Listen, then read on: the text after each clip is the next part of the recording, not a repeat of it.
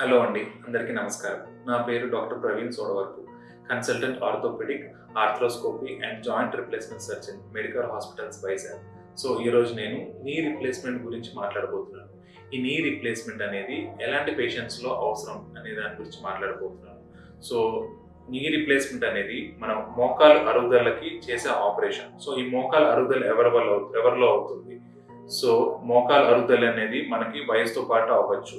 50 సంవత్సరాలు దాటిన ఆడవాళ్ళకి, 60 సంవత్సరాలు దాటిన మగవాళ్ళకి మనకి ఈ మోకాళ్ళు ఏంటంటే కార్టిలేజ్ అనేది ఉంటుంది. కార్టిలేజ్ అంటే రబ్బర్ లాంటి పదార్థం. అది ఏమైనా డ్యామేజ్ అయిందంటే మనకి ఈ మోకాలు అరుగుదల అనేది స్టార్ట్ అయ్యి మెల్లమెల్లగా ఎముక కూడా డ్యామేజ్ అయ్యి ఈ గ్యాప్ అంతా తగ్గిపోయి అరుగుదల అనేది ఎక్కువ అయ్యే ఛాన్స్ ఉంటుంది.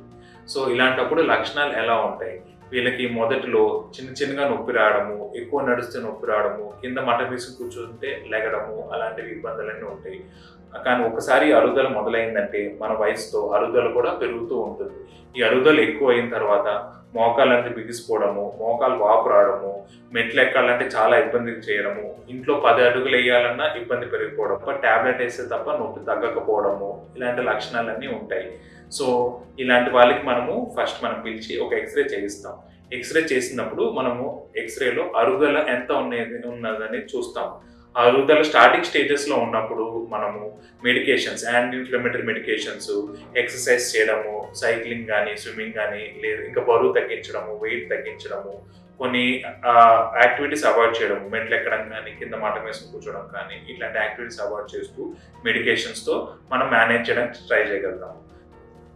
ఈ మోకాల్లో అరుగుదల స్టేజ్ 3, స్టేజ్ 4 వరకు వెళ్తే అలాంటప్పుడు దీనికి మోకాలు మార్పిడి, నీ రిప్లేస్మెంట్ అనేది ఆపరేషన్ చేస్తాం. దీంట్లో ఏంటంటే ఈ స్టేజ్లో ఈ మధ్యలో ఈ కార్టిలేజ్ అనేది, ఈ రబ్బర్ లాంటి పదార్థం అనేది డ్యామేజ్ అయిపోయి ఈ జాయింట్ స్పేస్, ఈ తొడ ఎముక కాలు ఎముక మధ్యలో స్పేస్ అంతా తగ్గిపోయి ఎముక తాకుతూ అక్కడ మనకి ఈ అరుగుదల అనేది చాలా ఎక్కువ అయిపోతుంది. దానివల్ల మోకాళ్ళు వాపు రావడం, మోకాలు బిగుసిపోవడం, 10 అడుగులు వేయాలనే చాలా నొప్పి రావడం, ఇలాంటి ఇబ్బందులన్నీ జరుగుతుంటాయి.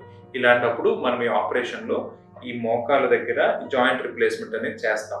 చేసిన తర్వాత మొదటి రోజే పేషెంట్ని నడిపించేది ప్రయత్నం చేస్తాం. దాని తర్వాత ఫిజియోథెరపీ చేస్తూ మోకాళ్ళ చుట్టూ ఉన్న కండరాల్ని బలపరుచుకుంటూ ఎక్సర్సైజ్లు అన్నీ చేపించి పేషెంట్ని నార్మల్గా నడిపేటట్టు, మోకాలు వంచడానికి ఫ్రీగా మూమెంట్ అయ్యేటట్టు అవన్నీ చేస్తూ మనం పేషెంట్ని ఇంట్లో రెగ్యులర్గా నడిచేటట్టు చేస్తాం.